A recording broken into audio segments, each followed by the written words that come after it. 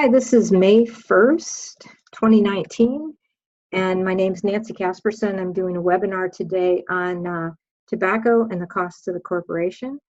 And I think I'll do a little bit of an introduction before I get into my slides here today. So I really appreciate all of you showing up and being interested in this topic, and see if we can get you some information that can maybe help you and your employees or family or friends look at tobacco use and maybe modify how much they're using or help them quit, and see what kind of changes can then happen in their physical lives. But also one of the important parts is addressing the financial burden of tobacco use on both the person who uses tobacco or vape products, and also the families that are involved, and the companies and the communities where tobacco use is prevalent. So again, thank you for being here. I'm going to give you first a little outline of what the webinar is going to be today. This webinar will probably be about 45 minutes. And I'm first going to cover the costs of the corporation. How does the cost break down from what different areas? And then I'm going to cover why people can't quit. So everyone knows they should, but we have a tremendous amount of people who are not able to quit. Then I'm going to cover how can we help them quit? What can we do to intervene in this addiction to help them quit? And then we will look at the benefits of quitting, how that saves money and health and a lot of corporate costs. And if we have time at the end, I'm going to review the latest problem that we're facing in the country and around the world, which is the increased use of e-cigarettes, electronic cigarettes, and vape and Juul. So we'll see if we have enough time to get to that. Okay, so for my introduction, I'm first going to explain to you that I have become someone who's quite, I think obsessed is probably the correct word, with helping people quit tobacco. And I have been working with tobacco users since 1991, but I really think the true background for me began before that, because I went to a Catholic nursing school in Springfield, Missouri. I graduated in 1977 with my nursing degree, but within a few weeks of starting nursing school, I was studying with some friends. They were smoking.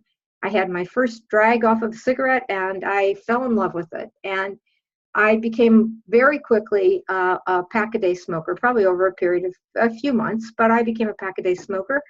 And I continued that through the first 10 to 12 years of my nursing career. When I was about 32 years old, I was catching some kind of weird, I caught a weird pneumonia, and they were working me up for this pneumonia, and the doctor said, hey, you've got early emphysema. So this was in the mid 80s. I was not stupid. I thought, well, I don't want emphysema, and even if it's early, I don't want it. I'm a pretty active person and I like to ski. So I decided to quit. And at that point, I knew nothing about tobacco other than I enjoyed smoking cigarettes, but I knew nothing about quitting. And what happened to me is a very similar scenario that happens to most people who get hooked on tobacco products. What happened to me is I would quit for a short period of time, and then I'd relapse, and I'd quit, and I would relapse, and sometimes I'd quit for a week or a month.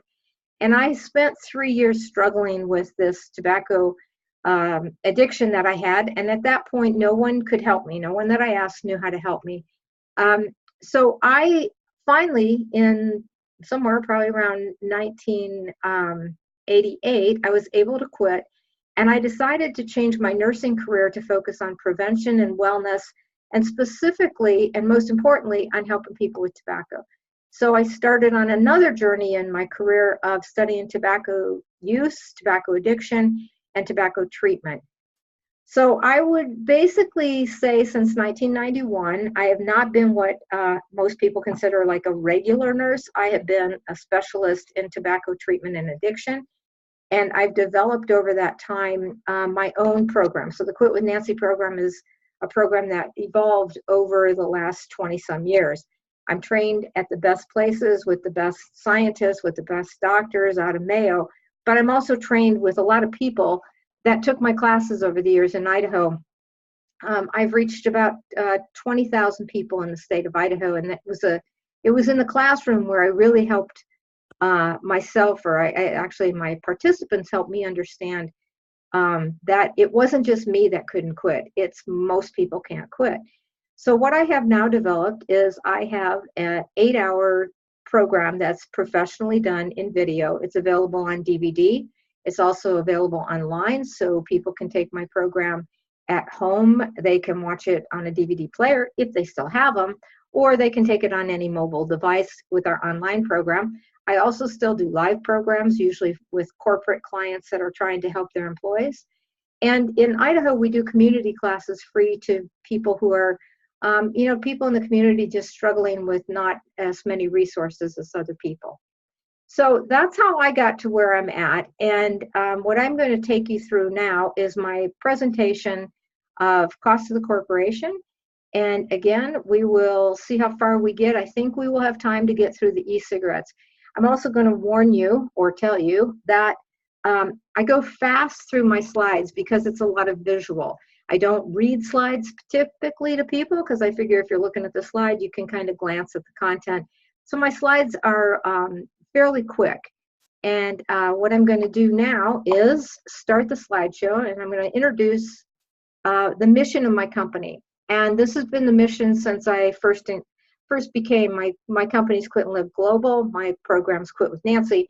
But the mission has always been to provide outstanding, easily accessible, and effective tobacco education and cessation programs around the world. And I believe, and my company believes, and my employees believe that everybody deserves a chance to quit tobacco and live a healthy life. And there are many people who have a lot of personal barriers, and we want to help them knock those barriers down and overcome this tobacco addiction. Okay? So here's the main talk today, which is tobacco, the cost of the corporation, and solutions for employers. Okay, first of all, why would a corporation be interested in helping their employers or their employees quit tobacco? Well, there's a lot of research on the cost of tobacco, but this is a quote from the CDC that says that when a company pays for tobacco cessation, it's the most cost-effective health insurance benefit an employer can provide for their adult employees. And I'm going to go over why, but if a company is spending $1 to help an employee quit, the other flip side of that is they're spending several dollars to manage their healthcare costs and lost productivity. And of course, we're not talking about $1 or $3, we're talking about thousands of dollars in the cost. So when employees and employers partner together, it actually is a very effective way to provide tobacco cessation efforts. And it helps save money for everybody, but it also saves lives and it helps people live a healthier life. Okay, there's tons and tons of data that I could review with you, but I'm not going to. I'm just going to show you this one slide on what is the burden on health in the world. And right now, the global deaths caused from smoking, it's about 12% of all global deaths. Now that's, to me, just a stupefying number because this is a preventable cause of illness and death. So about 100 million people died from tobacco use in the 20th century. About 100 million have died. In the 21st century, the estimate is that we will hit 1 billion people that will die from tobacco use. And so even though in the United States, it seems like not so many people smoke, and that's true if you compare it to the 1950s and the 1960s, as the numbers in the United States has gone down, around the world, the numbers have gone up. And that's been frequently a direct marketing strategy of the tobacco companies, okay? And again, there's a lot that we can go over with that. A lot of specific numbers. Okay, oh, sorry, too fast. All right, in the United States, it's about 500,000 deaths per year of avoidable illness and death. And when people die from tobacco, what I tell people, it's not just, people will say to me, you know, you got to die someday. Well, that's true, you do. But tobacco users die about 13 to 15 years earlier than non-tobacco users. And the way they die is often a very difficult death. So I'm going to explain a little bit about that. So not only, yes, you die, but your death is not a death that any of us would want usually, okay? So this is the kind of the premise of my program. So the program that I've developed, I had to have an easy way to talk to people about tobacco use. And so I use metaphor a lot. So I'm on the screen right here. I'm actually going to hold my yardstick up just to have you look at the little screen here.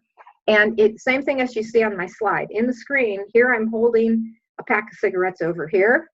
Could be Camels, it could be Marlboros or whatever. So over here, somebody over here is smoking, or somebody over here is chewing tobacco or vaping, any of those products. Okay, think of that, people on this side. Then over here are people not using tobacco. That means, like, some people have never started because they were goody two-shoes and they had never started. And me, I'm in the orange kayak there, and I am an ex-smoker. So this side of the yardstick is people who don't use, whether they're ex-users or they've never started. And over here on this side, we've got the people who have used and become addicted. And so on the no tobacco side of the yardstick, people live a longer life, about 14 years longer. But besides a longer life, they have a shorter death, which is really an important factor. And it's true we all have to die, but living a longer, healthy, productive life and having a shorter death, I think is what we would all choose. On the tobacco side, we have a shorter life, and we have a longer death, meaning the period of being sick and ill and disabled before you die can be 10 to 15 to 20 years. Okay, I got a little thing that's popped up here. Let me see what happens when I go to the next slide. Do you know, Shira? Okay, okay. All right. So I work with, again, thousands of people. And the first time I meet people, usually within the first 20, 30 minutes, I ask them truthfully to tell me their motivation level to quit and to move to the non-tobacco side of the yardstick. And 1 to 2 is someone who says, my doctor made me come, my wife made me come, the courts made me come. 4 to 5 is a waffler. That means they know they should, but they don't really want to. 6, 7, 8, they want to, but they're not really fully committed. And when somebody hits a 10, that person basically is someone who says, I'll do anything to quit. And they just need help in learning what that would be, okay? So most folks start my program, and they're somewhere between the someone forced them to come kind of feeling, or they're right in the middle, they're a waffler. And what I explain to people is, as long as you're waffling, it's very difficult to overcome this addiction, because it is such a strong, powerful drug that when someone is kind of only halfway really wanting to quit, it's very difficult to stop and step over that yardstick. It's hard to get over the yardstick and stop for good until a person is a 10. So the true goal of my education and my program is first to help people become more motivated, so they go from a 4 to a 6 to a 9 to a 10. And then their internal desire has changed in a way that then you can give them the tools, you can give them the quit methods, you can talk to them about medication. But unfortunately, a lot of the medication or the tools or the methods have a very low quit rate, and until someone's motivated, the methods that they try just don't work, okay? So here's a little silly slide. Life is about balance, and I do my hands like this, okay? So if I look at my slide right here and I say, this is someone who feels great. They get up in the morning, they're healthy, they drink water, they eat well, they move around, they sleep well, they have fun. And they are doing things to promote their health, and they're not doing a lot of things that promote disease, okay? Other people wake up and they feel lousy, and maybe they're doing a lot of things that promote disease and not enough healthy things to balance this scale.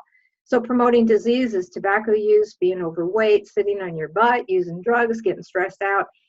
So what happens in all of our lives is we live our life with this scale kind of fluctuating back and forth. You know, you can be healthy and then you get the flu and you feel lousy, but then you get better. But people who chronically in their lives do things that promote disease start to push this in a way that it becomes very difficult for their body to maintain a state of health. And they mostly get to a place where they just kind of feel yucky. They don't feel sick and dying, but they sure don't feel great, okay?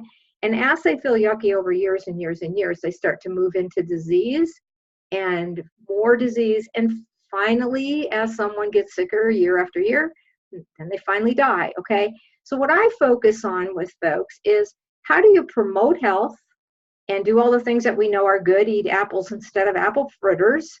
Okay, how do we promote health? But really, how do we stop promoting disease? And the focus of my program is, if you take away tobacco, there's an automatic balancing act inside of our bodies that says, you know, you've been pushing this unhealthy lifestyle, tobacco, for so long. If you eliminate tobacco without doing anything else, without eating the apple or taking a walk, without doing anything else, there's an automatic shift where the person starts to get healthier. And that's true almost in everybody. So they start to shift into this. Once they feel better, they're more able to say, you know what, I think I can take a walk because I can breathe better, and they start to sleep better. And they then maybe get inspired to drink a glass of water instead of the pop. So I've seen people over the years go from very, very sick to feeling not so sick until they feel they're in a state of health. So the reason I'm showing you that slide is it's really critical for corporations and organizations and individual people to understand, what is it that we could do differently. So here's an interesting statistic. 75% of an employer's healthcare cost and lost productivity are related to employees who choose an unhealthy lifestyle. So if we look at the financial effect on corporations, we can basically look at that and say, you know, what can a corporation do to change their bottom line? And investing in people through different kind of wellness programs certainly can be helpful, whether it's that they get some coaching on nutrition or fitness or movement. But a really critical piece of this, because it's such a devastating effect on their health, a critical piece is, what if a corporation focuses on tobacco and reducing or helping people totally quit tobacco, okay? So I'm going to go through now what is the sort of the heart of this presentation, which is, how does the cost of the corporation, what does it include? And I can tell you, as I move through this, these numbers came from CDC, and they're a little bit old. They're not real old, but they're probably 6-7 years old. So we know in most cases that healthcare costs has gone up, and probably the cost of low productivity or lost productivity has also increased. So this number is probably larger, but this is the last time that we had really pretty good data. So what the number is for the U.S. employers is about $196 billion a year in excess medical costs and lost productivity due to tobacco use. Now, that in corporations is, you know, it's a huge chunk of money, and the corporations are always looking to cut their costs and try to be creative, and in the end, they want their bottom line to improve, and looking at tobacco use could be a significant way that a company could begin to reduce their overhead in their healthcare and lost productivity, okay? So how it breaks down then is, employees who smoke cost companies about $6,000 per year. And I'm going to explain right now that the studies that are done on tobacco and the effects of tobacco and the cost of tobacco typically are always clumping together smokers. And what is true is that smokers probably cost more than maybe someone who chews. But the fact is, whether someone uses chew tobacco or pipe tobacco or cigars or the snuff up the nose or vape, all those products will increase their risk of health problems in the future of their life. So even though I'm saying smoking, just think of this as it's occurring with people who use any form of tobacco, or again, probably vape products. So $6,000 a year per year. So an employee who stays 10 years, that's $60,000. Okay. About half of that, $3,400, is excess healthcare cost, increased insurance, workers' comp, and I'll go over some specifics of how that happens. And then the second is about $2,600 in lost productivity, okay? So lost productivity is an interesting thing, because if you are not a smoker and you sit at a window and you watch other people go out on their break, they typically seem like they go outside a lot. I know this isn't true for everybody in every corporation, but most of the time, it seems like if you're a smoker, you actually get more breaks. And the truth is, smokers take more breaks. Whether or not they are supposed to get more breaks, I don't know that that's true, but truthfully, smokers do take more breaks. So the general statistic on how many more breaks they take is this. They take about 4 10-minute breaks per day above the number of breaks that a non-smoker takes. So let's say a non-smoker has a lunch break and then they get 2 15-minute breaks, one in the morning, one in the afternoon. It means that probably smokers are taking an extra couple in the morning, extra couple in the afternoon.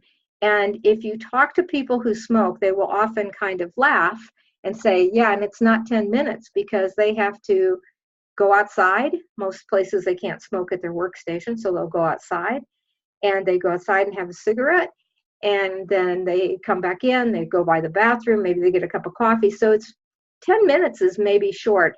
But even if you go 4 10-minute breaks per day, that's 1 month of lost time a year worked over that other person who is taking the 2 breaks a day that they're allocated, okay?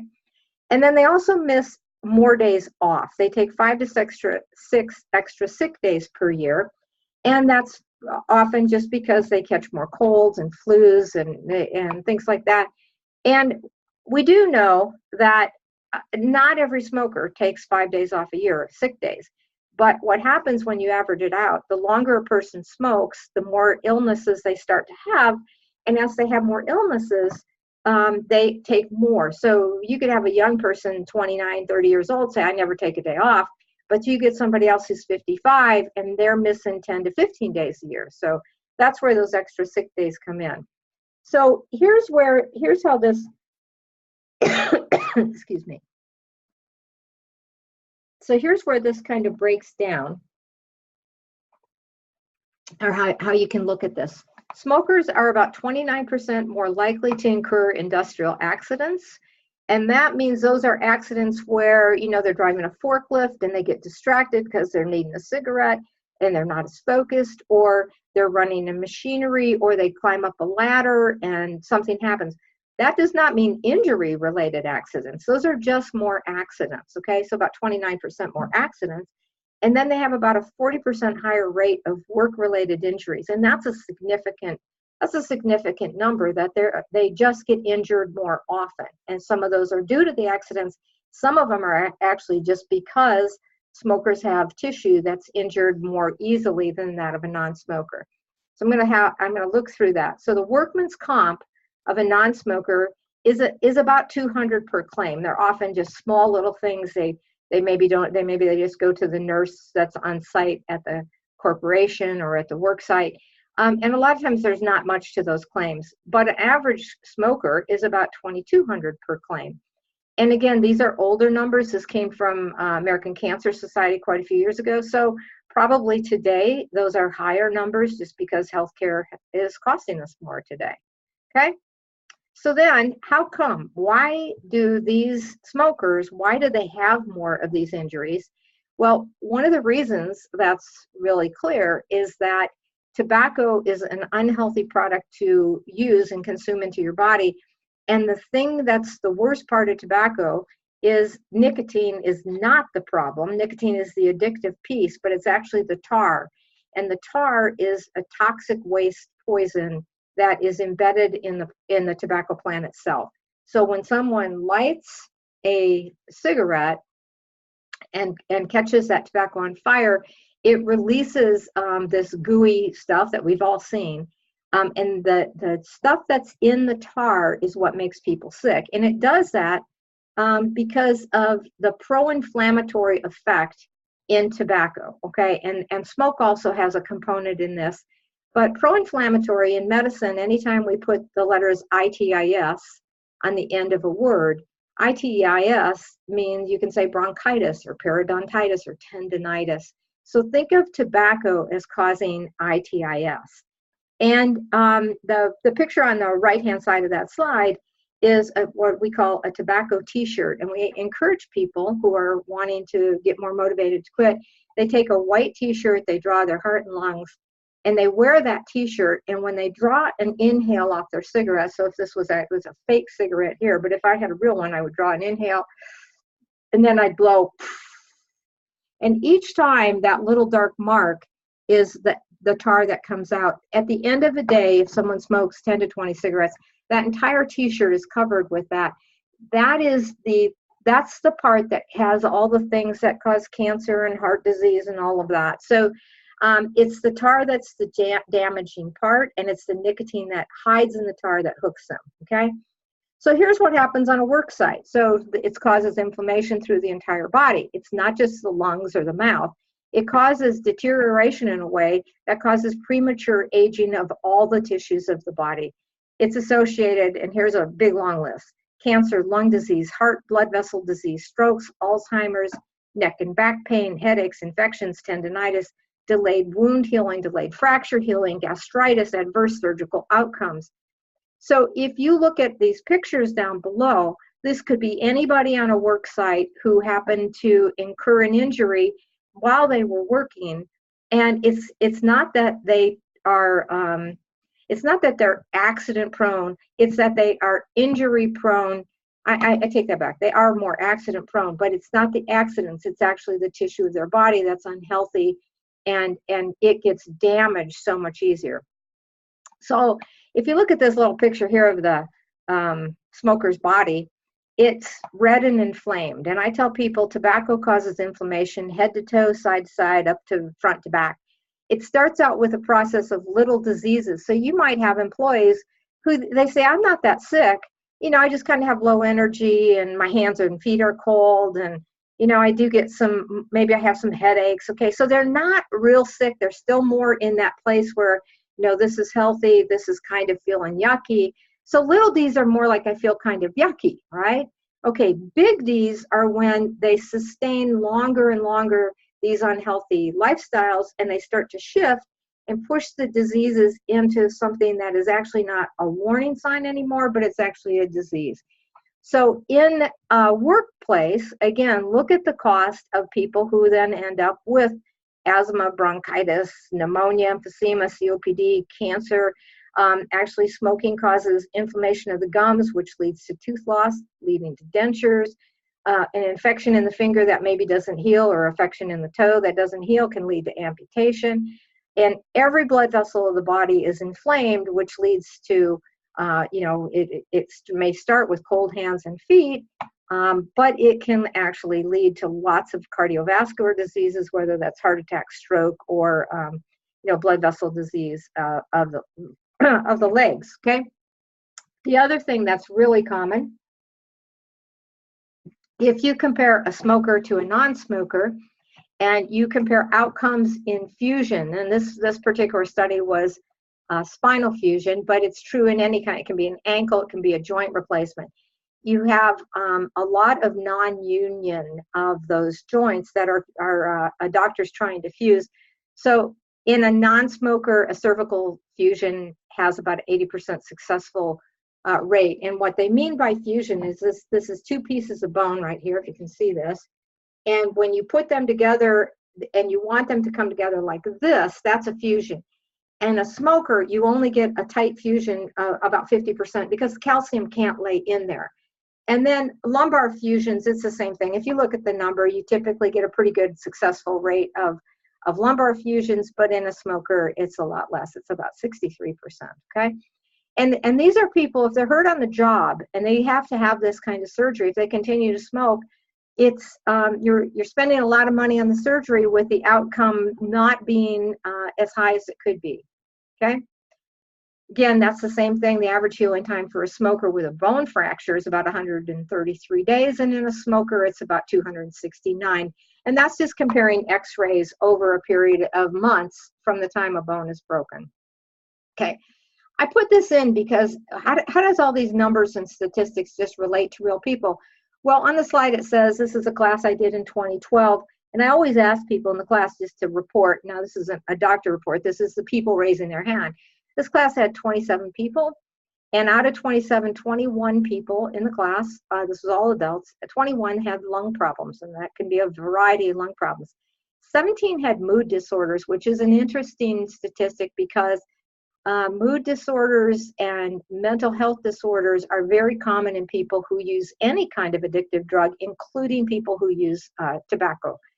Gum disease, tooth loss, 15, skin problems, 14, hearing problems, other addictions, vascular problems, digestion. And one of the numbers here that's really kind of interesting to me is that only one person in this group had cancer. And that's because cancer in a smoker typically is lung cancer, and they do not survive. Many of those people die within 6 months of the diagnosis. So you actually, in a classroom setting, don't have a lot of people with cancer who are trying to quit. They either died or they got the cancer diagnosis, and that was enough of a shock to them that they decided, okay, well, I am going to quit, okay?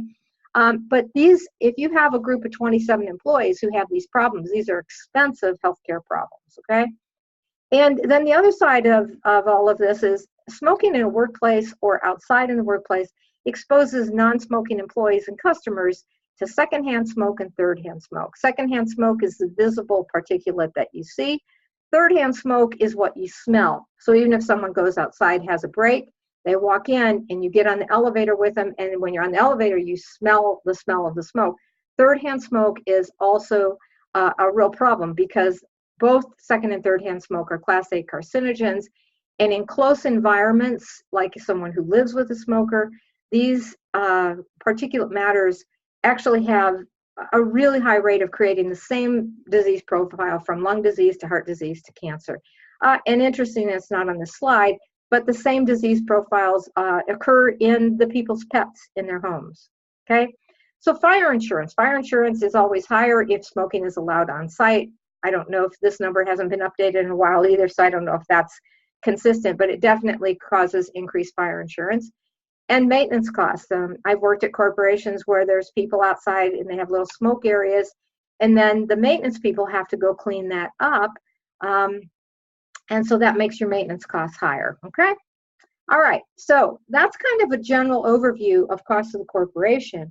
And now what I want to look at, and again, I'm going to kind of be silly here. I'm going to put my yardstick up. Okay, so here you are over here in tobacco land, right here. And if people know that's unhealthy and they should quit, why don't they just quit? That's really the pondering question that I've spent my whole career. If they say, yes, it's unhealthy and I know I should quit, why don't they quit? That's the puzzle. And so we're going to look at that a little bit. And then over here, people who have been able to successfully quit, how has that happened?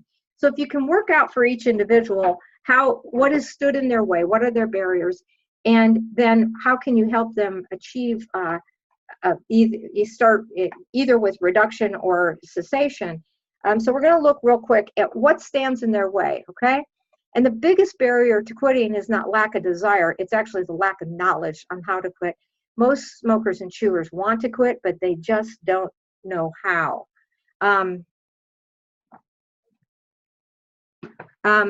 So here's some statistics. In the US, about almost 50 million people smoke, and 70% of those want to quit. About 17 million try to quit every year, and only about 3% succeed. So again, if you go back to my yardstick, you got 50 million people smoking. Most of them want to quit. A lot of them try to quit, yet at the end of the year, you only have a few of them who succeed. So why? And again, that's what I'm trying to answer now is, why don't they quit? Okay, so they've tried to quit. Why don't they quit? General quit rates are like this. If you take 100 people, I'm going to throw my yardstick back up in the video here. If you take 100 people over here and they try cold turkey, hypnosis, medication, those types of quitting methods do not get good quit rates. Okay, cold turkey is only about 3%, acupuncture about 5%.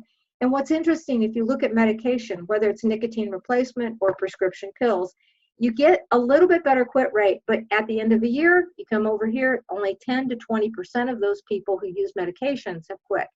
Okay, now Mayo Clinic, they used to have an outpatient clinic, but they don't run that anymore, but they still have an inpatient clinic. It's 8 days, it's about $5,000 out of pocket per person, and they see about 60 people a year. Out of those 60 people, they pay to come into Mayo Clinic, and it's kind of like a lockdown. It's a treatment like similar to alcohol or drug treatment. Out of 60 people, they have about 30 people quit a year. That's about $300,000 for 30 people to successfully quit for 1 year. What did those people get at Mayo Clinic? Why were they able to go from a quit rate of 10% with a patch to 50% with Mayo Clinic? Well, the difference is if you get high quality treatment, you can significantly increase quit rates. That means you got to help them understand the addiction and understand the treatment.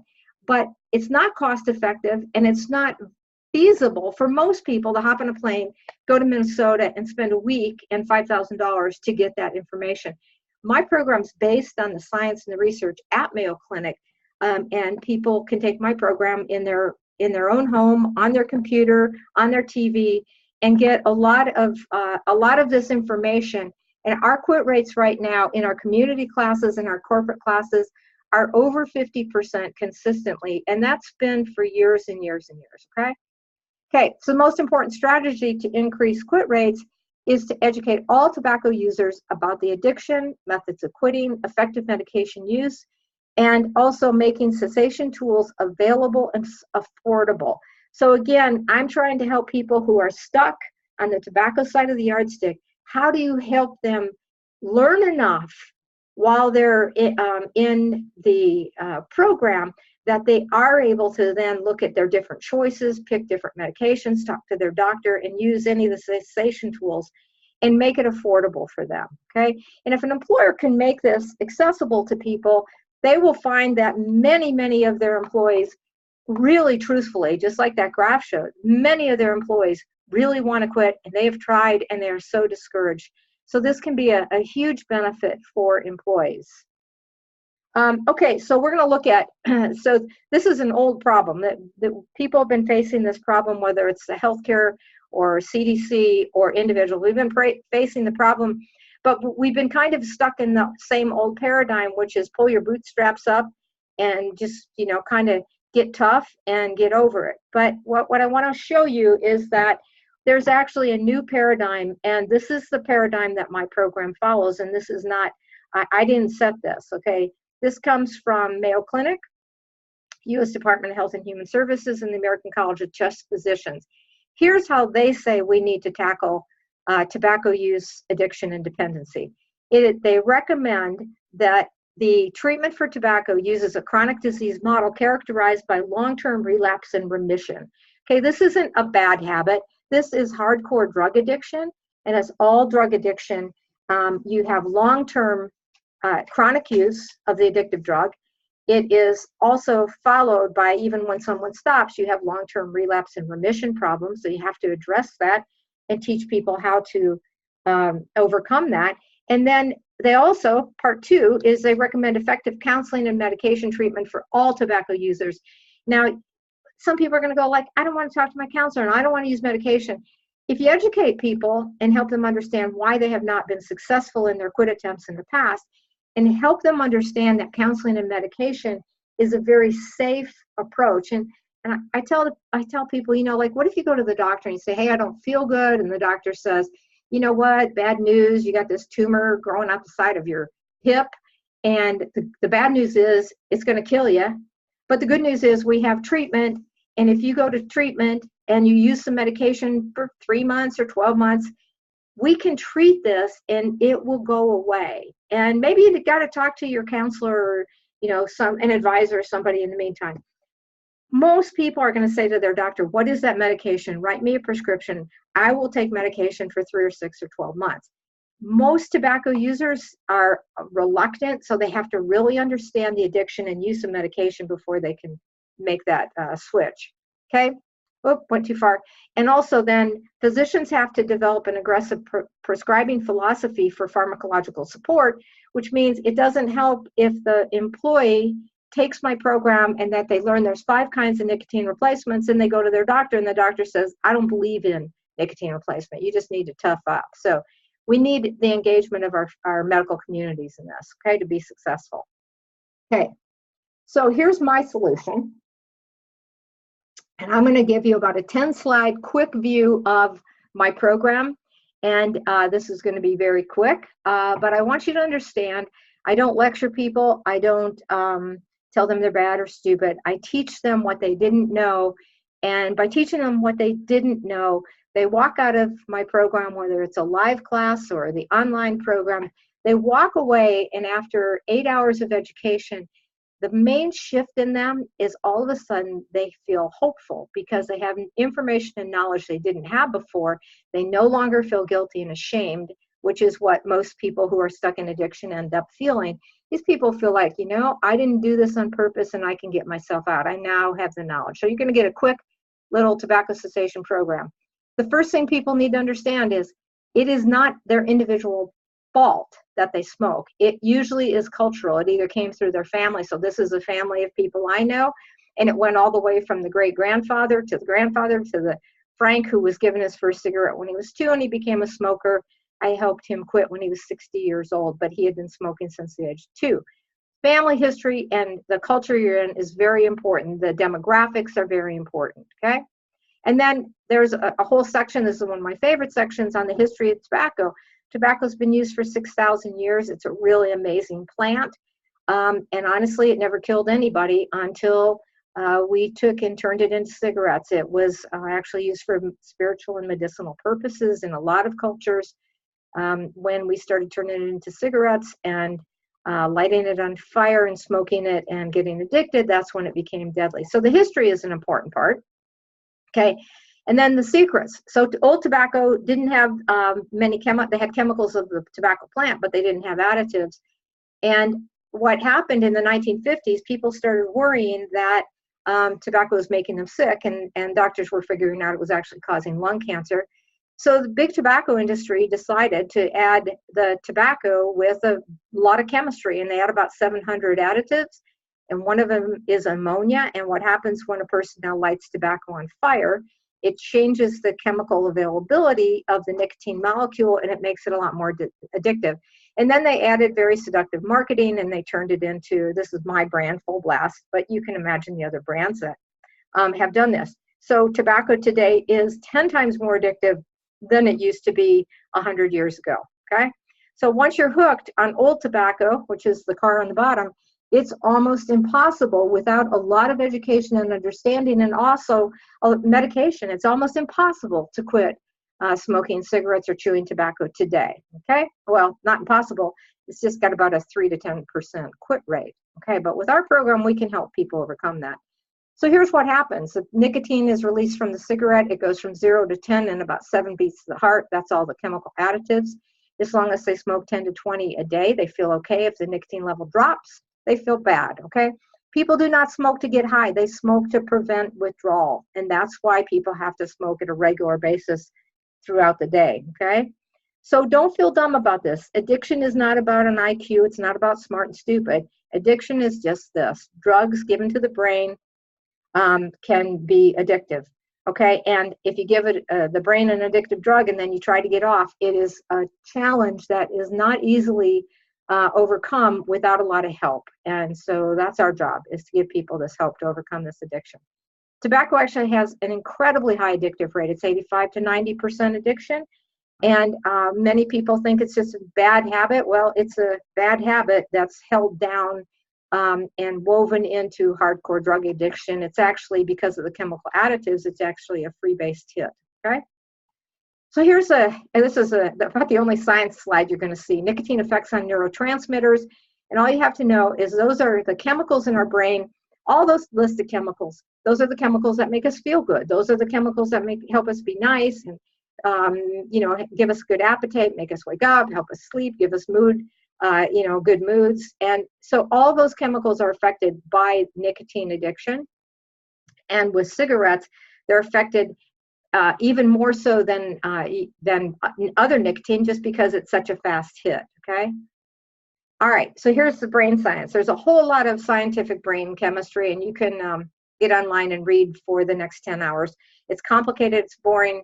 I teach kindergarten brain chemistry. This dopamine bottle, it's in your head. You own this dopamine, and it's easy and fun to understand it. All these fish just need a few drops of dopamine.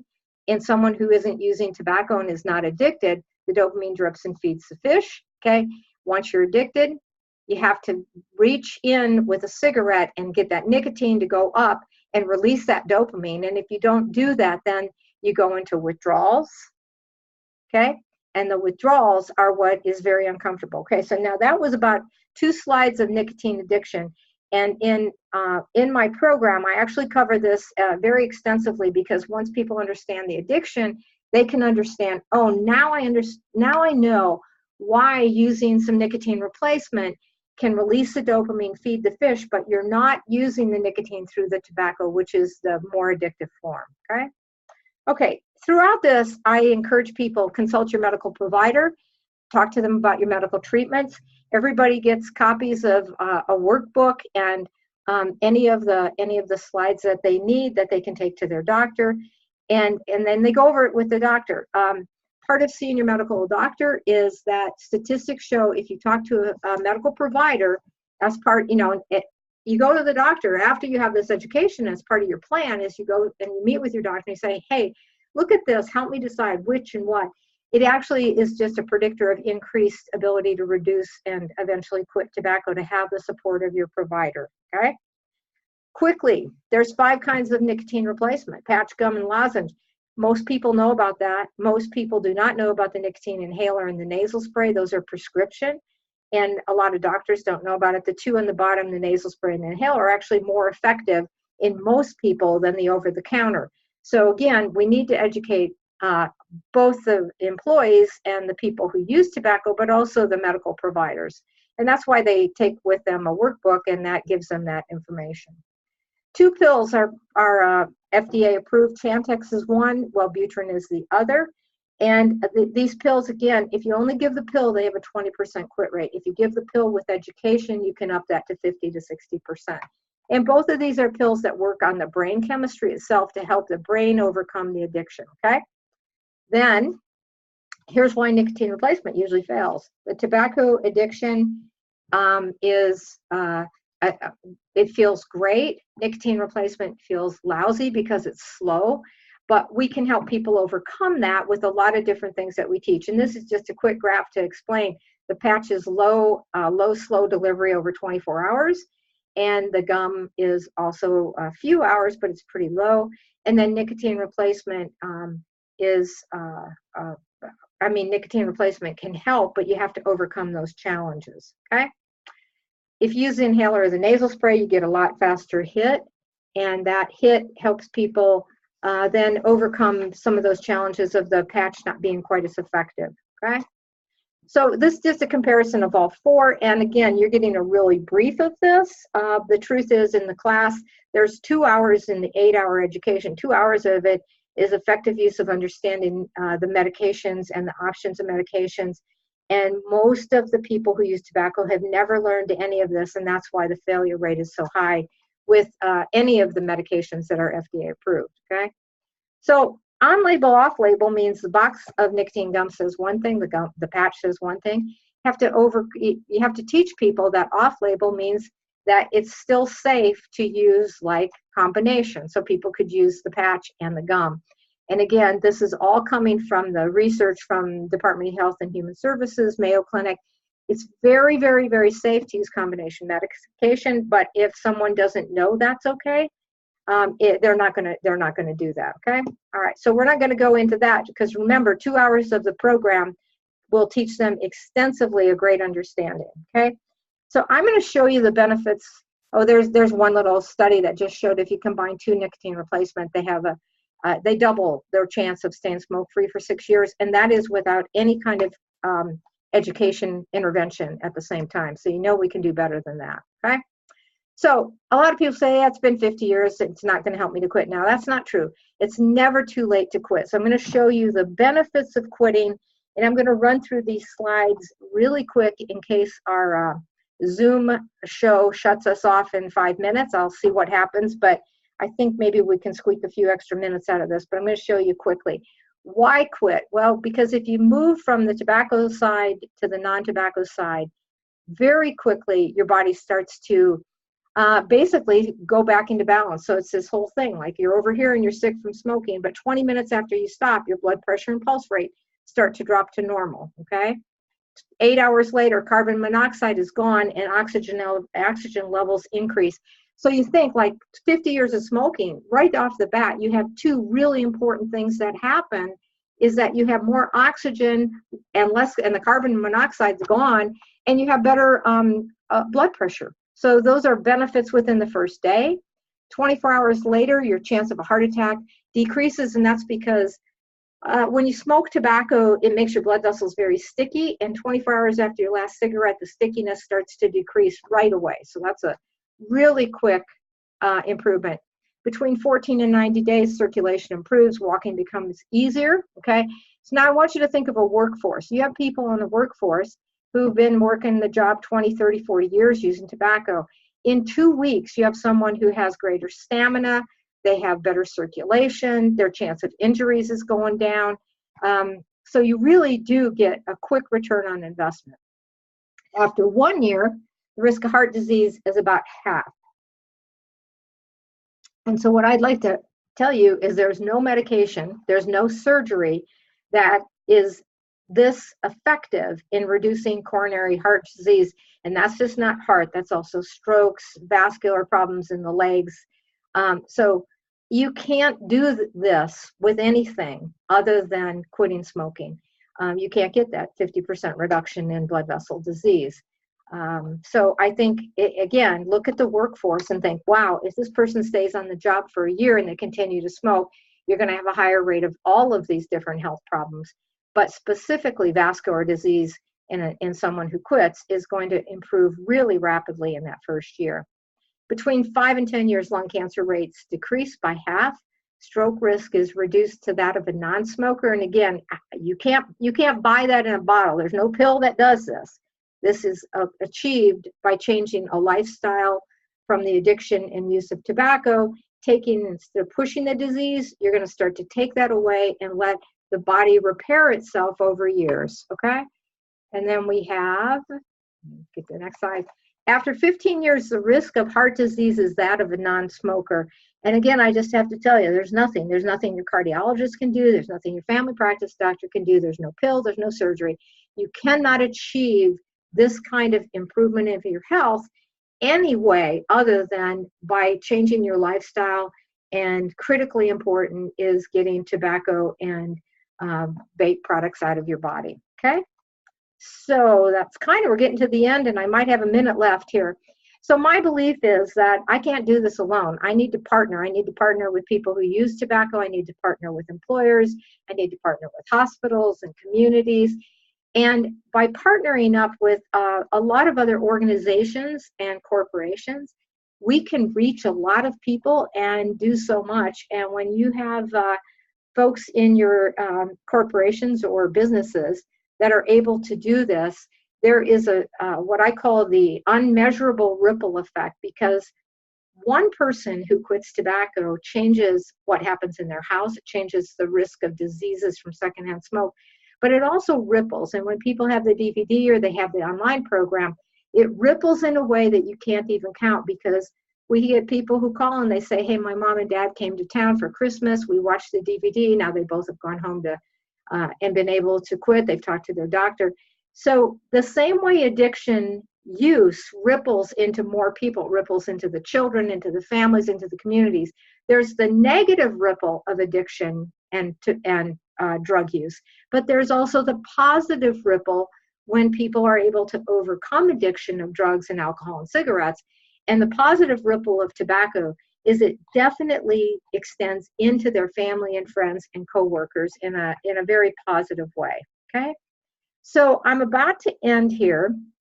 Again, we're available for consultation to talk to insurance brokers, to organizations, to businesses, to human resource officers, to CEOs of companies. And what we do with our program is we try to put together packages that are custom made to fit the needs of any corporation. So if you contact us and you say, look, I have 3 employees who smoke, how can you help 3? We can help 3. If you say I have 300, we can help 300. So it really, if you reach out to us, and I just realized I don't have a slide with our contact information. That's kind of funny. I will just tell you what it is. If you go to quitwithnancy.com, so there's the Quit with Nancy right there. Go to quitwithnancy.com. You can go to our website, and all of our there's video clips and all of our contact information. Or you can call our office at 208-342-0308. And again, that's just our direct office line, 208-342-0308. I think that's, you can email us, but just go to our website if you want more information, and then you can also see about the online course. So I'm going to, if anyone has any questions, you can click your mute off, but I think we're about to be cut off by our Zoom host here. So I think I will just wrap this up. There's questions. And if people have questions, I think since we're about out of time here, if you have questions, you can either call us or you can also email me at nancy@quitwithnancy.com. And again, just send us questions, or if you just want more information, we're happy to provide that. And I think we'll call it good before we lose our connection to the Zoom machine. So thank you very much for joining us. I hope this helped. And if you can pass this on to anyone you know, be sure to do that, and look forward to seeing you on the next webinar we do. Thank you.